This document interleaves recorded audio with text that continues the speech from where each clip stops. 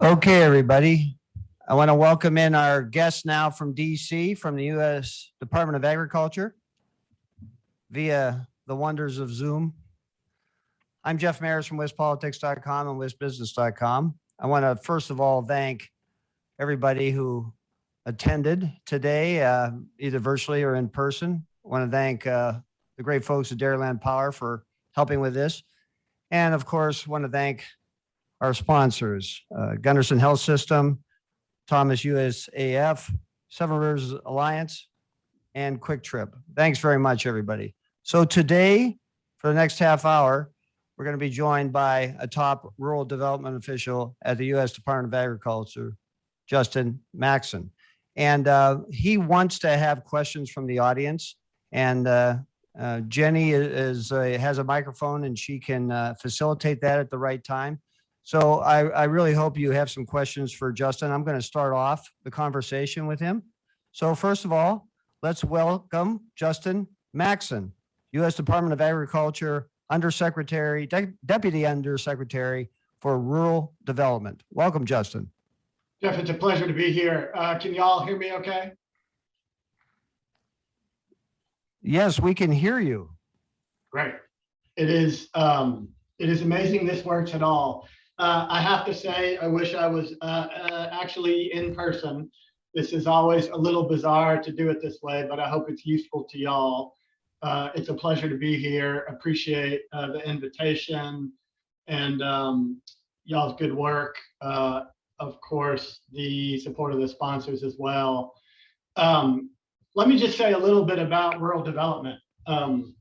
It's such an interesting moment of opportunity in Washington in the midst of all of the challenges. I think of rural development as one of the best kept, I guess it's a secret in the federal government, at least for some. Just to give you a sense of scale, last year we invested about, it was $40 billion with a B dollars in infrastructure to support rural prosperity. We've got about $250 billion under management, all aimed at inclusive prosperity in rural America. One of the things that I find so incredible about our work is just how broad the span is of work that we do. Just a few examples. So we fund water and sewer infrastructure, broadband. We do energy programs. We do housing. We do small business, actually in larger business, in rural co-ops. It's sort of an incredible breadth of work, all aimed at supporting economic opportunity in the country. I was in Montana a couple of weeks ago for a visit, and in one day we visited a YMCA where we made a $3 million loan to help construct the facility. We visited a lift station in a very rural community that allowed the community to tie in to a sewer district that would replace a bunch of failing septic tanks, and a project where we were supporting the solarization of an alpaca farm. And it was just a day to me that reflected the breadth of work that we do. But I think what's most important about rural development in my mind is just our most important assets are our staff. In the field staff in particular, I think we're unique in that we've got about 450 offices across the country. And those offices are our boots on the ground and are the staff charged with, in lots of cases, ensuring our programs are driven as deeply into rural communities as possible. Those staffs know local issues, know the local context in their communities, and are just an incredibly important piece of who we are. I come to this work after doing 20 years of community economic development work in Central Appalachia, lots of entrepreneurship work and small business development. And I know how important these sorts of assets and resources are to communities. So that's a little bit about RD and a little bit about me. Thanks. I mean, how do you think that time in Eastern Kentucky and Central Appalachia has informed you about the broader needs around the country? I guess we have a little bit in common there. I mean, it's hilly country, wooded, Yep. very rural. Broadband, lack of broadband is an issue, and sporadic healthcare facilities sometimes the same thing. So, what informs you from that experience about the broader challenges? Yeah, I would say that capacity in communities is the key to successful economic development. That's, I think, our local electeds. It's having strong community-based organizations that have access to the resources and the expertise that they need to do the sort of economic development that they are looking for. I mean, I think folks across the aisles on both sides want jobs that allow them to take care of their families. And that is pretty consistent in my experience in blue counties and in red counties. And I think the federal government, particularly in communities that have experienced long-term economic distress, is a critical player with the resources that we can invest in helping build the capacity of local communities. It's also clear to me that we have to think of ourselves in the government as a partner, but we need to step into our commitment to those rural communities and make it as easy as possible to access the resources that we have, and do it in a way that builds the capacity of those organizations and those communities, and support of our local elected officials toward their ability to access all of the resources that are available. So COVID, the continuing pandemic, threw a wrench in a lot of things. Schooling, hey, just putting on an event, right, folks? Right. But so thank you for being We were here. there. All right. But anyway, what do you see as the real impact on rural development when all is said and done? We're struggling to emerge from the pandemic. But I mean, is it just delayed rural development? Is it going to be enhanced somehow? What's the challenge? What's the silver lining? Yeah, it's a great question. I mean, obviously, income and job insecurity is too high. I think we saw spikes in the need for access to food. You indicated the challenges that students faced in education and all of the challenges that meant for local school systems. And obviously, I think broadband, well, I would say it has been a necessity for a while. It just became critical in all rural communities overnight in a way that I think the president is trying to respond to through all of the resources in the infrastructure bill that will be aimed at really trying to expand access to broadband everywhere across the country. So I think the challenges are real, and we're still in it in a lot of communities, and the access to resources necessary to overcome the health challenges. But I think the longer economic distress, I'm pleased that the American Rescue Plan provided significant resources, and the infrastructure bill and potentially the jobs plan will also make additional resources available. I do think those resources to some degree are a silver lining, but part of what I think we have to remember is that too much of rural America was struggling before the pandemic, right? Of the 350 odd counties in the US that experience persistent poverty, 85% of them are in rural America already. And those communities have experienced, particularly communities of color, Black communities, and tribal communities have experienced higher rates of COVID-19 So I think this administration has really leaned into rural and understands that as a nation, we need rural America to experience an economic recovery and growth. And I believe the president when he says it's a priority.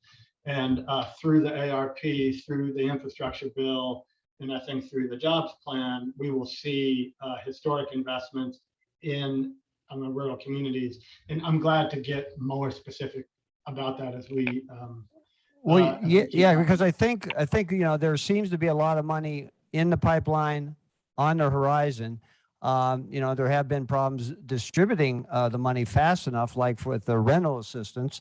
And so I'm wondering, though, what about what's the best case scenario near term about how all these administration plans come together and have a positive impact on rural America? Well, I would say, we can't do it alone, right? And I think we've got to be smart about partnerships with the states and figure out how to create easy to access pipelines to get at these resources.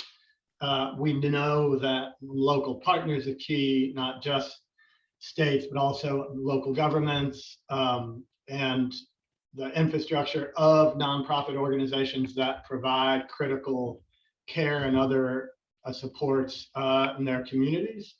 I think we're learning lessons from the ARP and are trying to take advantage of models of distribution around resources exactly like the rental assistance, and hope to build those lessons into other resources that will be made available over the next year.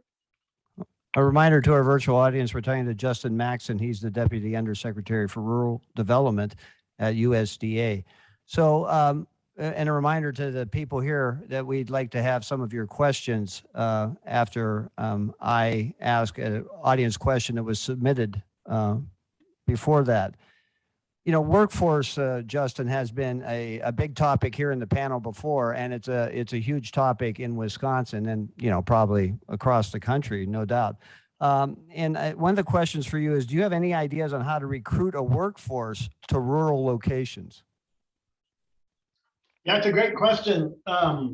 And I just don't think there's one easy answer, right? I do think to some degree, amenities and livability matter a lot, right? Folks want access to the sorts of things in their communities, particularly rural communities, that they can get in higher population communities, access to, quality healthcare, to high-speed broadband, entertainment, high quality education. And so I think we've got to do the long-term investing that it takes to build the infrastructure and quality of services that it takes to be in an attractive place to be, not just to bring in new workers, but to provide a high quality of life for local residents.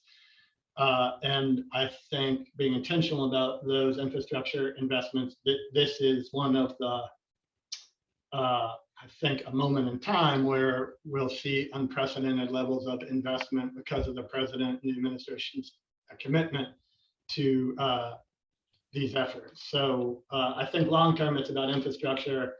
I do think there are partnerships with employers where, financial incentives are possible through federal resources that provide short-term economic incentives for folks to come to rural communities. But I think it's a long-term challenge and opportunity that's going to require both long-term and short-term solutions.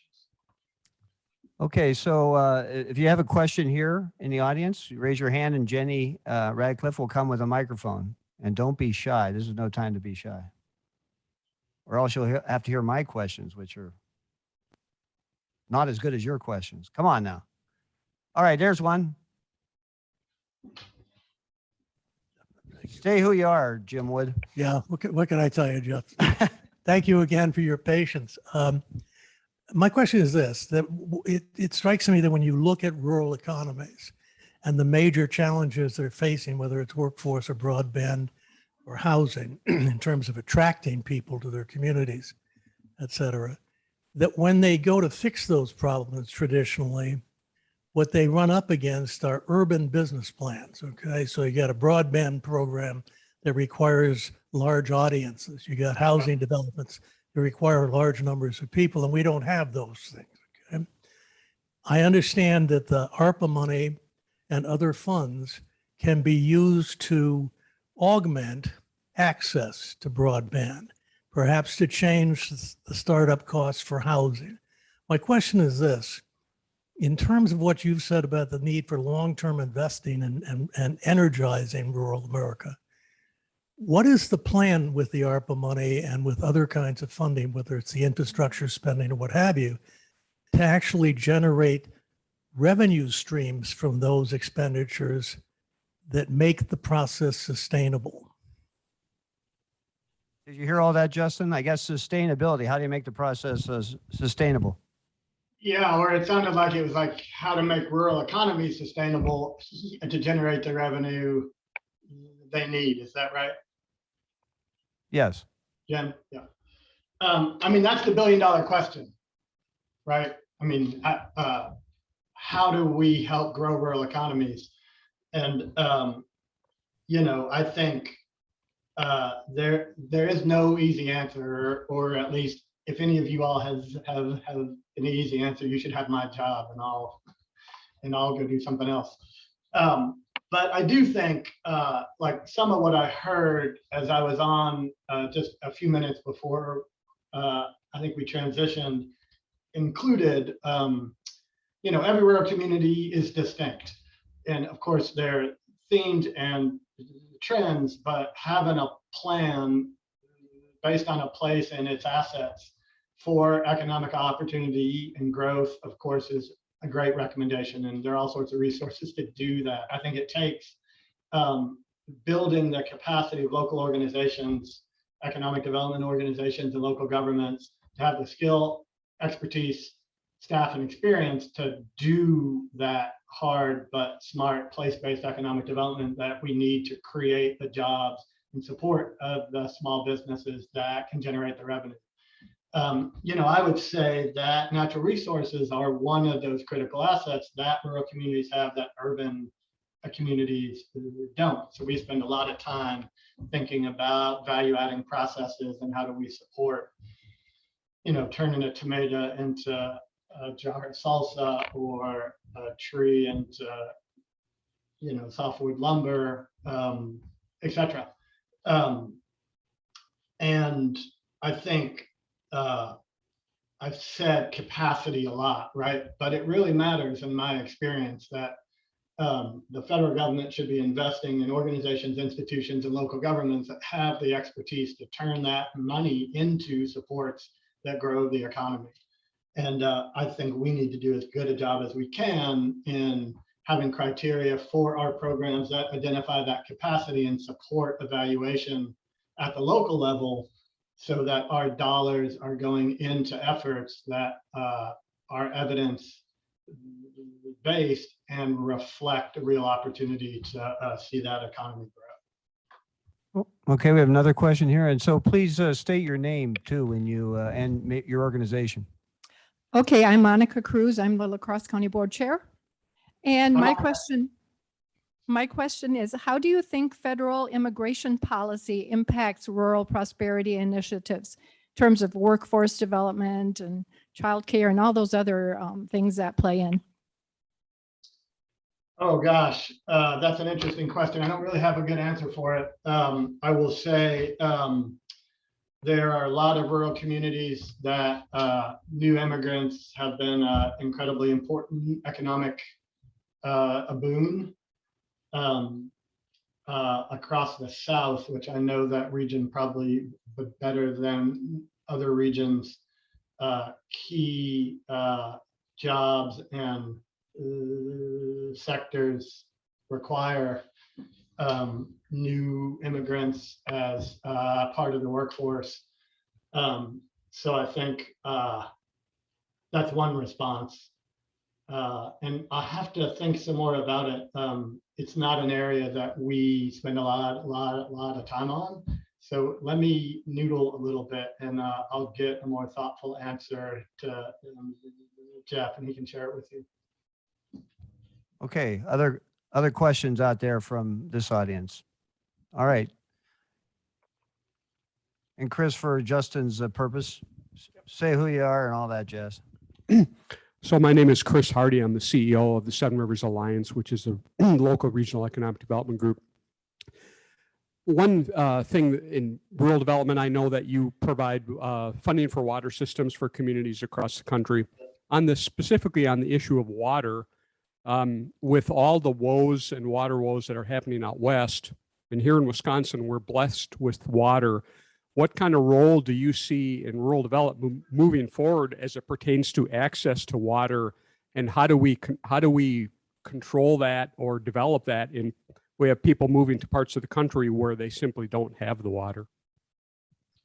Yeah, it's a really good question. I mean, we recognize that access to water is both a health issue, an environmental issue, and an economic issue.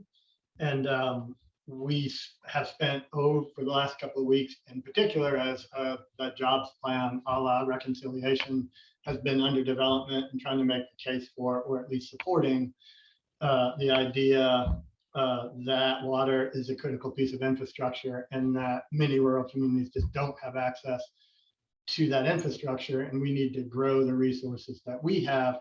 I think particularly on the grant side, to ensure that communities can afford a water system and a sewer system that provides healthy, clean, and reliable access to water. Obviously, water is a complicated issue locally. There are lots of issues about access rights. We're really an infrastructure funding organization, so we see our role in trying to make the resources available as best we can to provide all sorts of technologies that allow rural communities to access water resources. So that's my first thought. Okay, other questions here in the room? Can I say a couple of quick things if there aren't? Sure, go ahead. So just there are a couple of new initiatives that are coming out of this administration that I think are worth highlighting. One is something called Strike Force 2.0, or the Rural Prosperity Initiative. And this is an effort that the president and the secretary are trying to underline, which is more access for communities to full-time staff whose job it is to help rural communities navigate the broad and complicated federal family of economic development. And these staff, at least in the pilot, will be working with persistent poverty communities and will be on the ground helping these communities develop plans, but not just develop plans, but actually develop and support federal applications to us and other HUD, EDA, NTIA. So USDA would be the funnel for all these monies in other agencies as well. Yeah, well, we would be the staff funnel that helps communities develop strong applications, figure out what applications they should be applying to, be supportive of those local partnerships. And the money wouldn't come through USDA, but we would provide the staff at the community level, which is one of these long-standing, I think, pieces of experience about what do rural communities need to better access federal resources, is this sort of hands-on support. So what's the status? What's the status of that new staffing? Yeah, it's going to launch this fall in a pilot in 8 states. We don't have the states public yet because we're still in the selection process. But I think it's going to be a great opportunity for communities to connect in different ways to all of these federal resources. Well, Second thing I want- I'm sure the people in Wisconsin would love it to be here. Right. I think there are about, I don't know, probably 50 states that would have a similar answer. The other thing is there's a new initiative in the jobs plan called the Rural Partnership Program, which is $4.5 billion as currently proposed to support multi-year community economic development grants to networks of community organizations. That's both local governments and nonprofit organizations that are implementing multi-year economic development strategies. So it could be an entrepreneurial support strategy, it could be a wood product strategy, it could be a workforce strategy. We're purposefully making it broad-based, but unusually it is multi-year and flexible resources, part of which can be used to build stronger organizations, right? I think we believe and evidence actually points at, successful economic development is often regional. And having the resources to build a stronger organization, to staff up, to have access to research is a critical way to get that economic development done. And I just want to say both of those things, both of those initiatives in my mind are examples of the way the administration is really trying to lean into supporting economic prosperity in rural communities. Okay, now we have another audience question. Go ahead, state your name and your organization, please. I'm Lauren Oldenburg. I'm a state representative for the counties right south here. Also a fourth generation farmer. I was a dairy farmer up to 2018. And I see probably one of the biggest hurdles coming in here is land prices. How do we can do all these economic development ideas, but we don't have people on the land. And as land prices keep going up, economic scales, farmers get bigger to buy them, or finance groups buys these lands. As your department, are you doing any policy or ideas to keep farmers able to keep it in the family, or bring in another generation to farm that size going forward? Yeah, it's a great question. I should have said earlier, there'll be lots of good questions that I can't answer because I'm over about 1/7 of USDA. There are a lot of other mission areas, and this is one that I'm not as directly involved in. What I'd love to do is get an answer to that question. I mean, I know there are a range of programs and resources available to protect farmland and to keep it as farmland. The Conservation Reserve Program, a whole series of financial incentives. I can't be very specific about them. So what I'd love to do is ask Jeff to send me your email, and I will get you an answer from some of the other staff at the USDA that have a better answer. Okay, so we're up to 2 questions from the, so we will communicate that to you. All right, well, I'm going to sneak in a couple quick questions here then. Another audience question. In what ways have you seen arts and creative industries strategically used in rural development? And is that something USDA is promoting?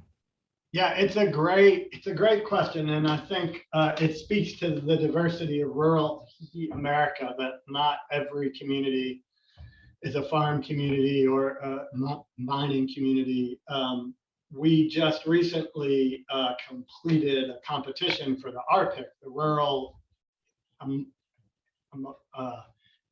Placemaking and Innovation Challenge.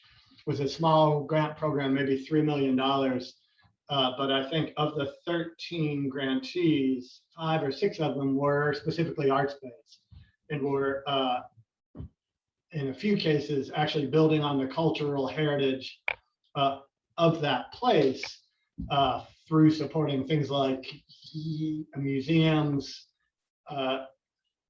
connected to other education opportunities in the community. I think arts are a really good example of economic development that are about the assets of a place that local residents can enjoy, and are often ways to bring in those tourism dollars. Well, it also might go to making sure you have a lot of different pillars to a local economy, right?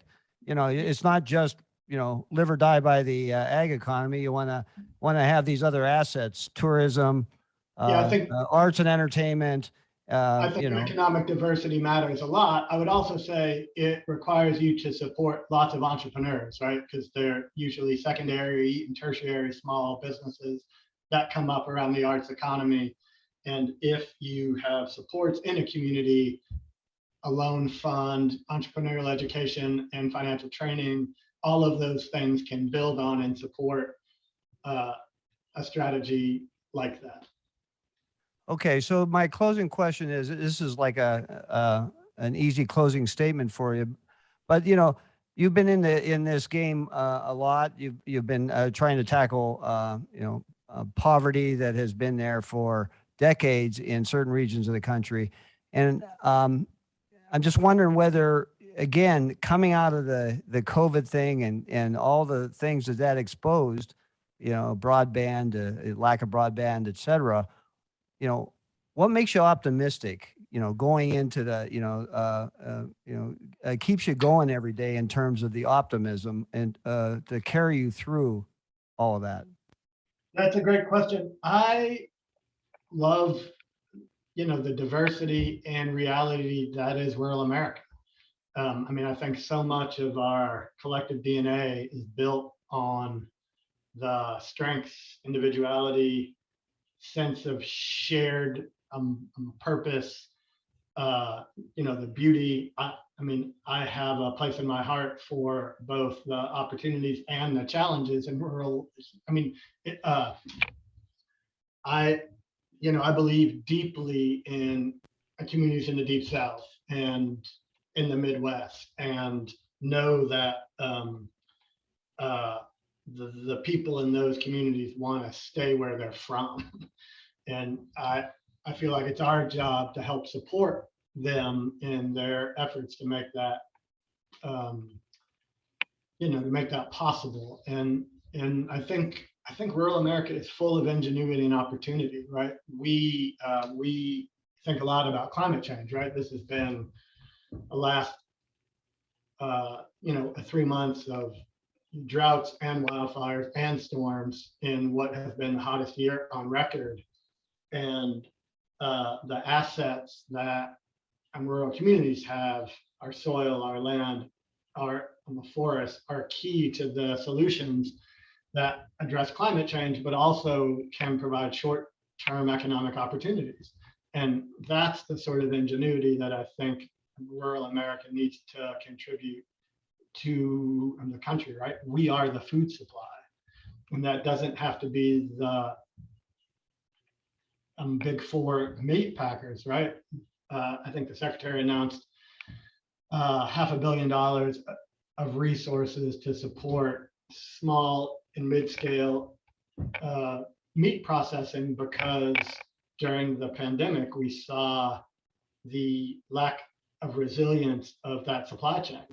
And with the right resources, we can grow a food system in this country that is more resilient and also ensures a larger part of the pie goes to those producers. And those are the assets that are, I think, unique to rural America. So I have lots of hope, and at the same time, I'm conscious of, I think, the challenges, but there are a historic amount of resources being invested in rural America in a way that I think will have a significant impact over the next, at least, I'd say, 10 years. Okay, well, thank you very much. Thank you very very much, Justin Maxson. He's the Deputy Undersecretary for Rural Development at USDA. Thank you very much, Justin. Bye-bye.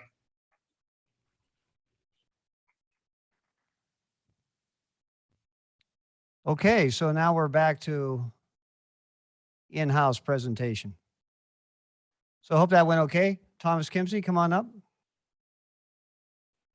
So our next guest before our second panel is Thomas Kimsey. He's President and CEO of Thomas USAF. And that group manages a portfolio of some 100 million in loans annually, specializing in the SBA and USDA lending space. So he's an expert on rural lending. And so, and there's a local story to talk about. So welcome very much, Mr. Kimsey. Thank you, Jeff. It's great to be here in La Crosse to join you today. As you can tell from my accent, I'm from Georgia. I live in Gainesville, Georgia, grew up in rural North Georgia. So I understand a little bit about rural prosperity and rural America. Where I grew up, a very small county of less than 10,000, a city of less than 1,000. My dad was in the commercial egg business, still has a couple of poultry houses now. And so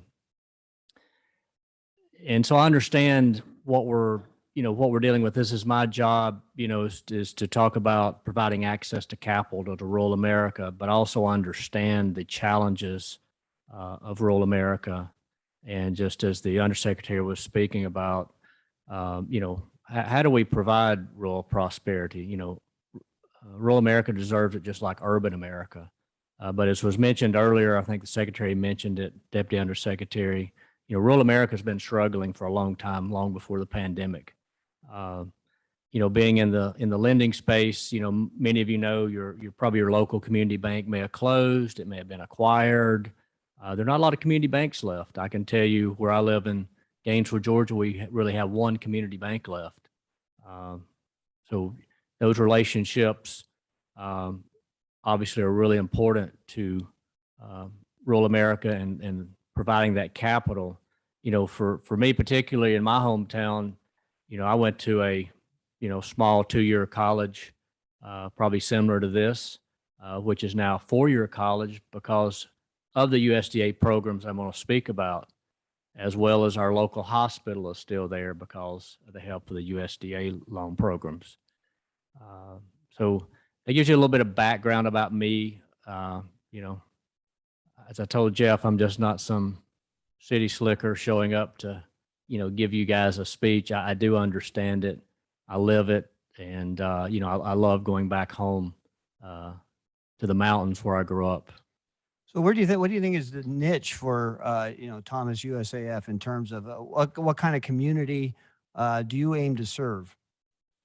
Yeah, I mean, for us, the USDA, let me give you a little background on the USDA programs. Deputy Undersecretary spoke a little bit about that, but there are really two distinct programs. They're the Business and Industry Guaranteed Loan Program, which serves really all types of businesses.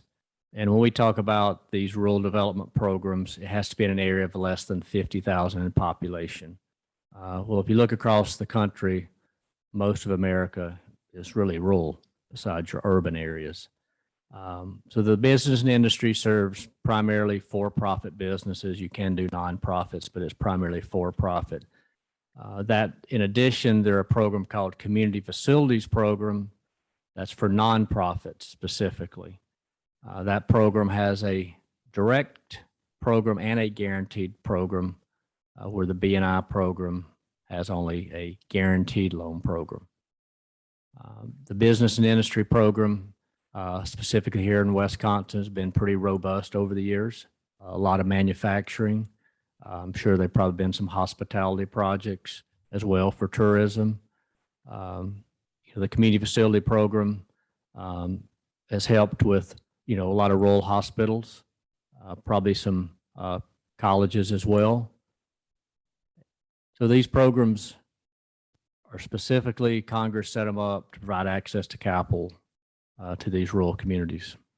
So, the reconciliation bill that's moving through the House, there's a lot of things still up in the air, but it could enhance some of the money that goes to these lending programs. Is that correct?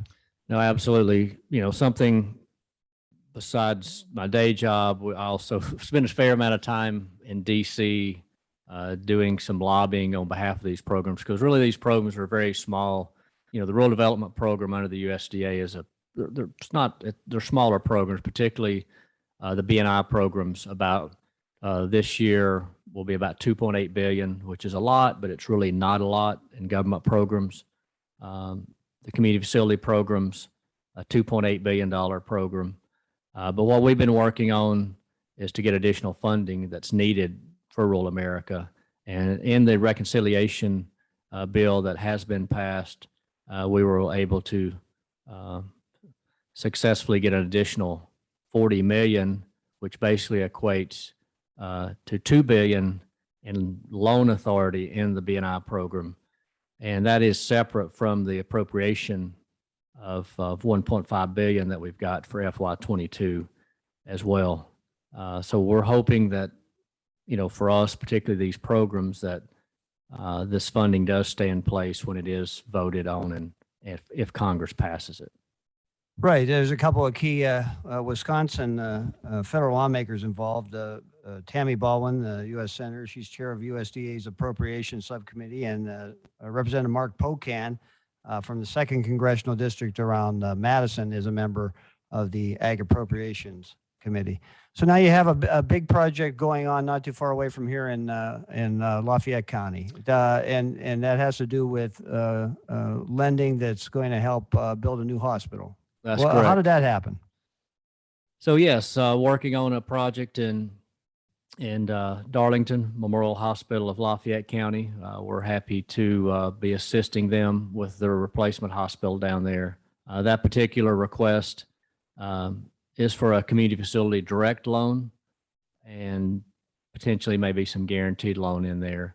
But we got to know them and been working with them to help on that project. Again, a perfect example of how the programs are used, and specifically here in Wisconsin, of how you can go into community, build a new replacement hospital, a new modern hospital that's so desperately needed in many communities across rural America.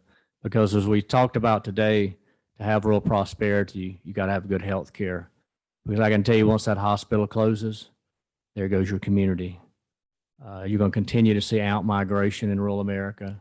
The kids are not going to stay. The jobs are not going to be there. So the healthcare is critical.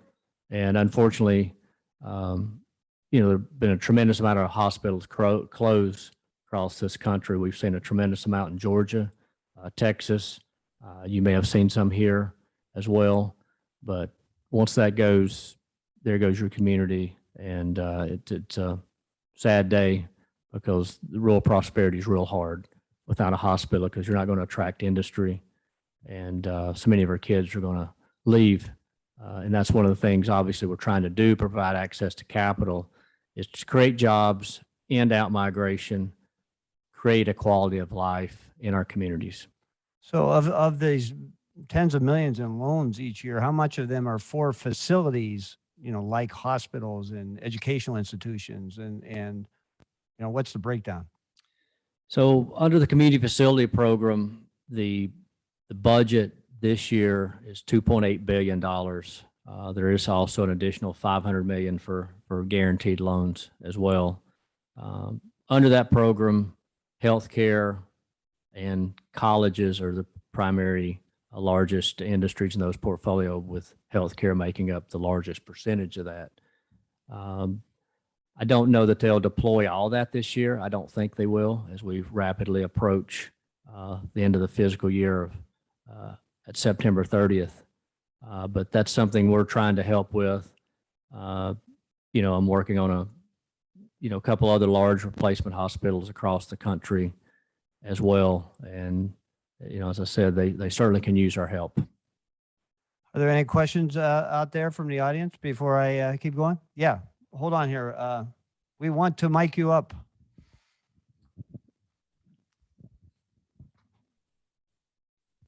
Good afternoon, Brian Carlson. I'm with SEH Engineers, work in our community development group. Jenny and I were at a rural community development tour last week, and we talked about specifically workforce housing for rural communities, Wisconsin, rural Iowa, rural Minnesota. And we know that there's this nexus between, and we heard it earlier today, a nexus between healthcare, childcare, housing, and rural economic vitality. The thing that I have not seen, and Thomas, I did get a chance while you were speaking to look at Thomas USAF website and see the kinds of projects that you've been able to be involved with. But what I didn't see on there was I didn't see any connection on specifically workforce housing or housing in particular. Is there an appetite for that, or is there availability? Is that something that you can play in as well, or is that outside the bounds of most of the funding that you do? So a couple of things, we used to could do multifamily housing under the BNI program, but under rural development, they also have the 538, program for housing. There can be some workforce housing under the community facility program that can be done under that. For us specifically at Thomas USAF, we haven't done any housing. We just haven't had the requests to do workforce housing. I know it's obviously a huge need. I know rural development knows it's a huge need. And I think specifically under the community facility program, again, that's under a nonprofit that would have to build that workforce housing. So that's one arm to do it. Under the business and industry, I don't think it really works just because of the eligibility issues. But the agency, most of that is done under the rural housing program specifically. But I know, as you know, that there is a huge need, and the agency knows. And I think it's going to be something that we'll be talking to them about, specifically, some changes that, we may look at to see if we could do it in other programs as opposed to just the housing program. Here's another question. Welcome. I'm from outside Augusta, Georgia, so it's rare I get to see another Georgian. But I think one of the differences I've noticed living in Wisconsin since 2012 is that we still have really strong rural institutions in terms of local school districts, local hospitals, and often local banks still.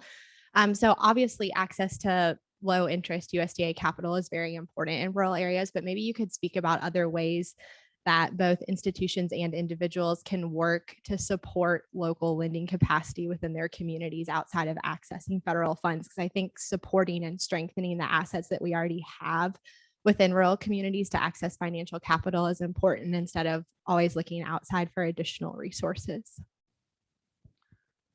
Sure, no, absolutely. Well, it's nice to meet another Georgian. But no, I mean, I think, as far as support and, within the communities, I think the USDA programs, I don't think a lot of people know about the programs, as the undersecretary mentioned. I mean, they are sort of, I guess you would say, I don't necessarily think a hidden secret, just a lot of folks know about them. And it's sort of Jeff said, it's sort of a niche business that we participate in. So just educating your communities about programs and how do they get to the capital specifically will help them grow their businesses, which additional provides jobs. And, we feel that the USDA program, it does provide larger capital needs as we see, businesses grow. We worked with them from very small to large, where a lot of businesses use the SBA program. The USDA program provides up to $25 million in capital, where under the community facility program I spoke about, you can go up to $100 million. So being able to educate, your community about these available funds is huge, because they don't know how do they access them. And I was encouraged to hear the undersecretary talk about this Strike Force 2.0, which was very, I guess it was back during the Obama, they had Strike Force, which was helpful. So Strike Force 2.0, I think, to help people navigate the process, because I'll be honest, it's not an easy process that we do. It is not easy. I don't want to unfortunately tell you it is. We spend a lot of man hours trying to navigate these programs and working through them and getting projects done. And that's something,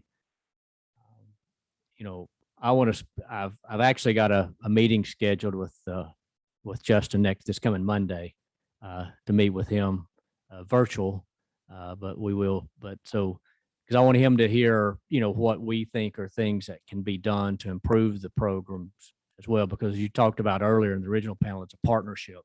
What I do with the agency, it's a partnership. How do we work together to provide this capital?